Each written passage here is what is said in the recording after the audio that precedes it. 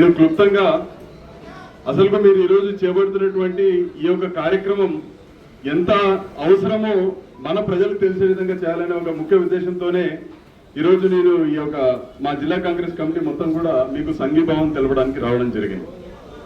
ఈ యొక్క దీక్షలకు వచ్చినటువంటి పెద్దలకు ఈ దీక్షలో అన్ని విధాలుగా అంటే ఇక్కడ ఉన్నటువంటి మీ యొక్క సమస్యలను తెలియజేస్తూ అలాగే మీ యొక్క కార్యక్రమాలను అన్నింటినీ కూడా ఆపుకొని ఈ యొక్క దీక్షని నిర్వహిస్తున్నటువంటి డాక్యుమెంట్ లేఖర్లకు అందరికి కూడా రైటర్స్కి అందరికి కూడా జిల్లా కాంగ్రెస్ కమిటీ మీరు చేపడుతున్నటువంటి ఈ యొక్క దీక్షకు సంపూర్ణ మద్దతు తెలుపుతోంది. మొదటగా ఇకపోతే మీరు చేస్తుంది కేవలం మీ యొక్క జీవన ఉపాధి కోసమే కాదు, ఇది రాష్ట్ర ప్రజల కోసం మీరు చేస్తున్నటువంటి ఒక ఉద్యమం. ఎందుకు ఈ మాట అంటున్నానంటే నేను ఒక అడ్వకేట్గా నేను కంప్లీట్లీ లిటిగేషన్లో చాలా చేసేవాడిని కాబట్టి లిటిగేషన్స్ ఎలా వస్తాయనేది మాకు తెలుసు కాబట్టి ఇప్పుడు మీరు చేసినటువంటి ఈ యొక్క దీక్ష ఎంత అవసరమో మీకు అందరికీ తెలియజేయాలని అంటే ఇప్పుడు మీ దాంట్లో కూడా కొంతమందికి మిస్కాన్సెప్షన్స్ ఉండొచ్చు. ఇప్పుడు ఉన్నటువంటి పెద్దలకి ఈ యొక్క సమస్య నీటికి తెలుసు కానీ కొంతమందికి యువతకి కొంతమందికి తెలియకపోవచ్చు, లేకపోతే వీళ్ళు ఏదో చేస్తున్నారు కదా అని అనుకునే వాళ్ళు కొంతమంది ఉంటారు. తర్వాత కొంతమంది డిజిటల్ అంటే ఇప్పుడు మేమందరం కూడా నేను కూడా ఒక బీటెక్ గ్రాడ్యుయేట్ మొదటగా కాబట్టి మేమంతా కూడా ఏమనుకుంటున్నామంటే డిజిటలైజేషన్ అనేది ఒక ఫ్యాన్సీగా అనుకుంటాం. అంటే ఇది వీళ్ళు చేస్తున్నది మంచి కార్యక్రమం కదా, మరి ఎందుకు వీళ్ళు వ్యతిరేకిస్తున్నారు, వీళ్ళకి దగ్గర వీళ్ళకి వచ్చే డబ్బులు పోతున్నాయి కదా అందుకు చేస్తున్నారేమో అని చాలా మంది అనుకుంటున్న దానికి మనమందరం కూడా సమాధానం చెప్పాల్సిన అవసరం ఉంది ఈ వేదికగా. ఎందుకు ఈ విషయం చెప్తున్నానంటే మీకు అందరికీ తెలుసు 2002 తెలిజీ స్కామ్ మీరందరూ విన్నారో లేకపోతే కొంతమందికి తెలియకపోవచ్చు. అప్పుడు కూడా ఈ యొక్క స్టాంప్ డ్యూటీ స్కామ్ అనేది అప్పుడు ఉన్నప్పుడు ప్రభుత్వం ఏది ఇదే ప్రభుత్వమే ఎన్డీఏ ప్రభుత్వం. స్కాములకి ఏదైనా మారు పేరు ఉందంటే ఎవరండి? ఎన్డీఏ ప్రభుత్వం. ఎన్డీఏ ప్రభుత్వంలో జరగని స్కామ్ ఏదైనా ఉందా? మొన్న డిమానిటైజేషన్ కావచ్చు, లేకపోతే నిన్న ఎన్టీఏ స్కామ్ కావచ్చు, లేకపోతే ఐబీపీఎస్ స్కామ్ కావచ్చు, లేకపోతే ఇప్పుడు మొదటగా కొత్తగా తెరలేపుతా ఉండేది ఇంకోటి ఏంటంటే ఆర్టికల్ ఇది జియో నంబర్ 396 స్కామ్. మీరు దీంట్లో మీరు ఈ జియోని క్లియర్ గా చూసారా?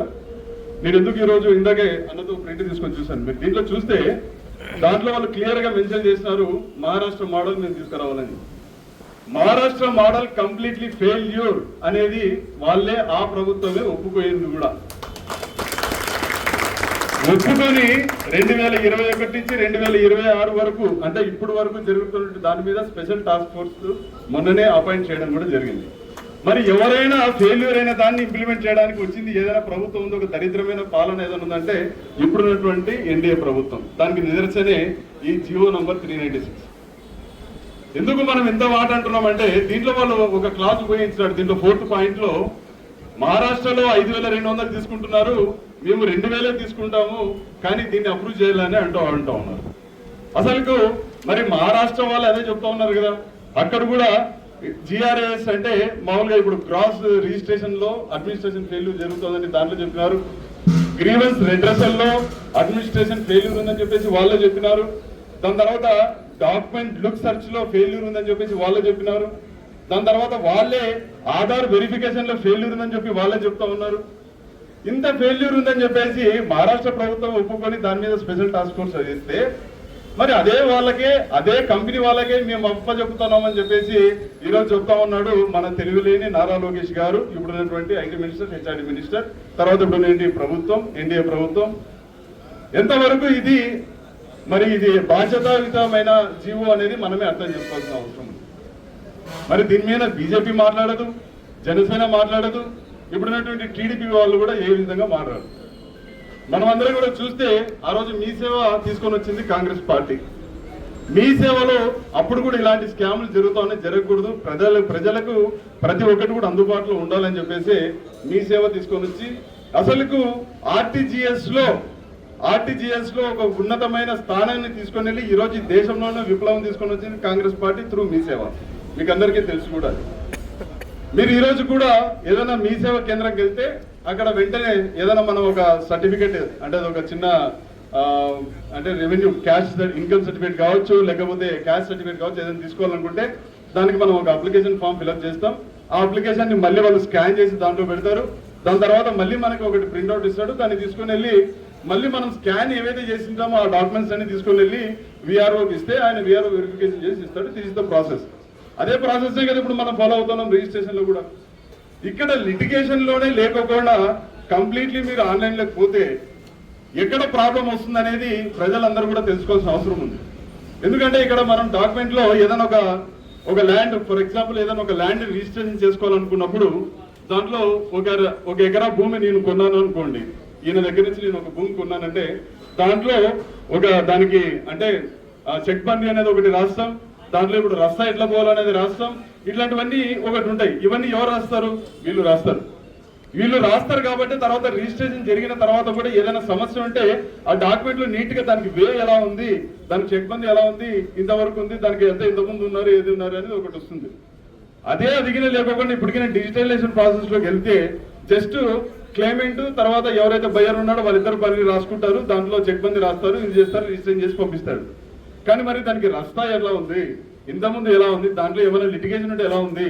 ఇప్పుడు అన్ని గొడవలన్నీ కూడా నేను ప్రతి రోజుకి ఒకటన్నా నాకు ఈ పొలం ఇష్యూస్ వస్తాయి, అలా గట్టు ఇష్యూస్ అన్ని ఇప్పుడు ఎక్కడ జరిగేదన్నీ కూడా గట్ల ఉంది. ఆ గట్ల ఇష్యూలన్నీ పరిష్కారం అయ్యేది ఎక్కడ? ఈ లిటిగేషన్ లోనే. అట్లాంటివన్నీ రాయడానికి వీలు లేకోకుండా వీళ్ళు ఈరోజు డిజిటలైజేషన్ చేయాలని పోతూ ఉన్నారే.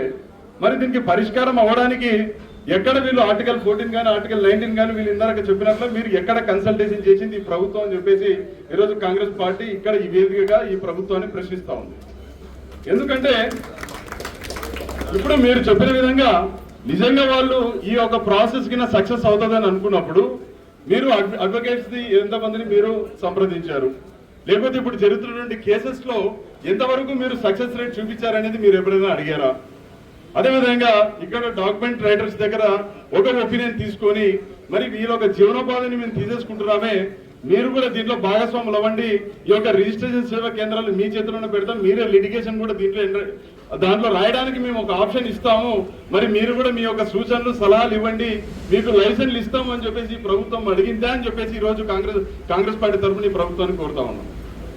ఎక్కడ కూడా ఇక్కడ ఇప్పుడు ఏదైనా ఒక ప్రాసెస్ కానీ లేకపోతే ఏదో ఒక న్యూ మెథడాలజీని కానీ అడాప్ట్ చేసుకునేటప్పుడు దానికంటే ఒక ట్రాన్సిషన్ పీరియడ్ అనేది ఉంటుంది. ఆ ట్రాన్సిషన్ పీరియడ్ కానీ లేకపోతే దాంట్లో జరుగుతున్నటువంటి ఏది కూడా ఈ ప్రభుత్వం పాటించుకోకుండా ఒకేసారి ఈ యొక్క ప్రజల్ని దోచుకోవడానికి ముందుకి మరో స్కామ్ ని తెరలేవడానికి ముందుకు వచ్చింది ఈ ఎన్డీఏ ప్రభుత్వం అని చెప్పేసి కాంగ్రెస్ పార్టీ ఈ రోజు ఈ వేదికగా ప్రశ్నిస్తా ఉంది. ఎందుకంటున్నామంటే ఒక్కసారి ఆలోచన చేయండి. ఎక్కడైనా కానీ ఏదైనా ఒక సక్సెస్ మోడల్ ని తీసుకోవాలని ప్రయత్నం చేస్తారా, లేకపోతే ఒక ఫెయిల్యూర్ మోడల్ ని తీసుకోవడానికి ప్రయత్నం చేస్తారా అని ఈరోజు మేము డిమాండ్ చేస్తా ఉన్నాం. ఇక్కడ వీళ్ళు చేపడుతున్నటువంటి వాళ్ళే ఇచ్చినటువంటి రెఫరెన్స్ ఇక్కడ మీరు చూస్తే ఈ రెఫరెన్సే ఫెయిల్ అయింది, అది సక్సెస్ తరపున లేదు, కోట్ల రూపాయలు ఇంతవరకు స్టాంప్ డ్యూటీస్ లో కలెక్ట్ చేయడంలో కూడా ఫెయిల్ అయినాము, దాని తర్వాత ఇక్కడ అవకతవకలు జరిగినాయని చెప్పేసి మహారాష్ట్ర ప్రభుత్వం చెప్తే అదే వాళ్ళకి ఈ రోజు మళ్ళీ మేము కట్టబెడతాము, BBB తీసుకొని వస్తాము అంటే BBB మోడల్ ఎంతవరకు ఈ యొక్క దేశంలో సక్సెస్ అయింది అని చెప్పేసి కాంగ్రెస్ పార్టీ ఈరోజు ప్రశ్నిస్తా ఉంది. పబ్లిక్ ప్రైవేట్ పార్ట్నర్షిప్ లో ఎంతవరకు ఇప్పుడు ఇదే ప్రభుత్వం తీసుకున్నటువంటి ఎన్నో ఇనిషియేటివ్స్, ఇప్పుడు ఆయన తీసుకున్నటువంటి P4 ఇనిషియేటివ్ కావచ్చు, లేకపోతే ఇప్పుడు చెప్తున్నటువంటి P3 ఇనిషియేటివ్ లో కానీ మీరు సక్సెస్ రేట్ అనేది లేకోకుండా ఈరోజు ఇంతమంది జీవనోపాధిని కొట్టడానికి ఈ ప్రభుత్వం చూస్తా ఉంది.